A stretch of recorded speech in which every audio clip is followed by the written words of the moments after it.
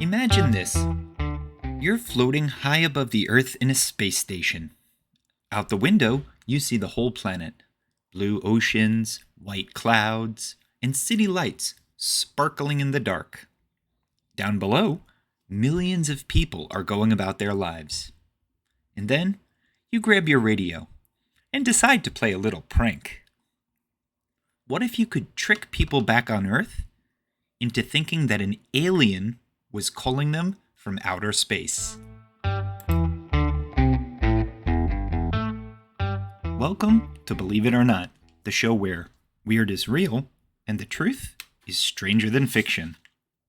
I'm your host, Bryan, and today's story is about Owen Garriott, an American astronaut who turned outer space into the ultimate prank call.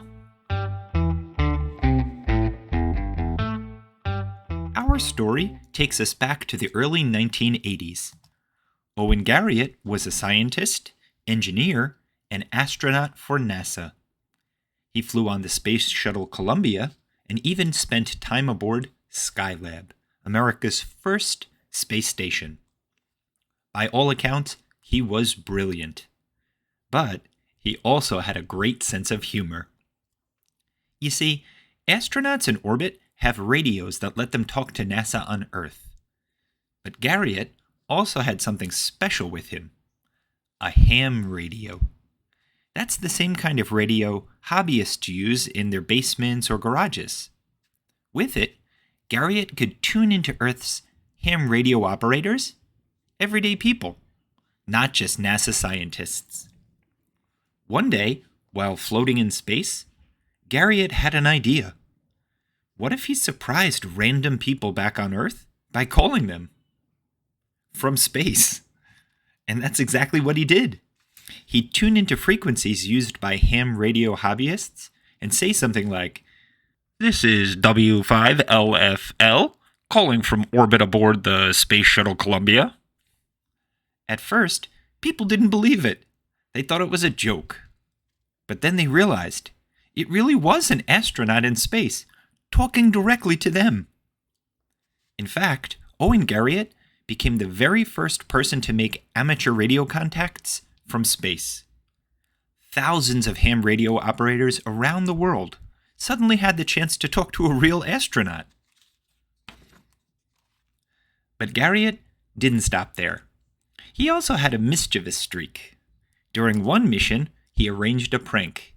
He had his wife, Helen, sneak into mission control and pretend to be a mysterious voice over the radio.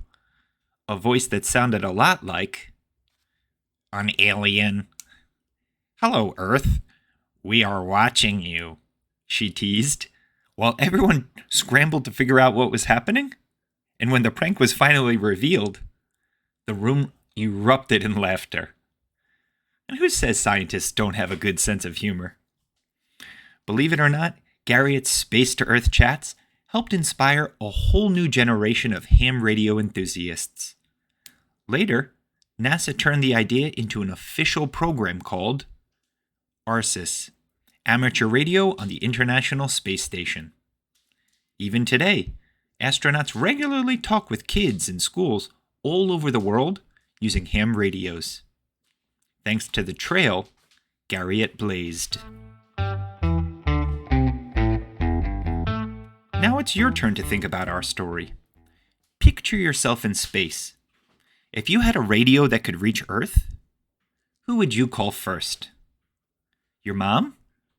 Your best friend? Or maybe a cool English teacher? And what would you say? Would you tell a joke? Would you play a prank? Or maybe even surprise that English teacher? And finally, do you think a prank like Owen Garriott's would still work today? Or are people too suspicious? Okay, now here's a fun fact about our story. Astronauts say that the ham radio connections are often their favorite part of long missions because it makes space feel a little less lonely. And in memory of Garriott's space prank, here's a little space joke for you. What is money called in space? Starbucks.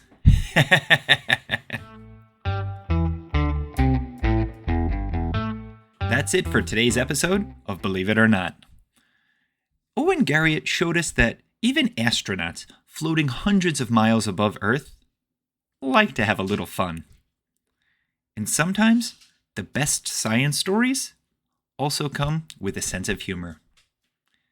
Next time, in episode 79, we'll zoom back down to Earth for a story about burgers, fries, and one of the biggest scams in fast food history.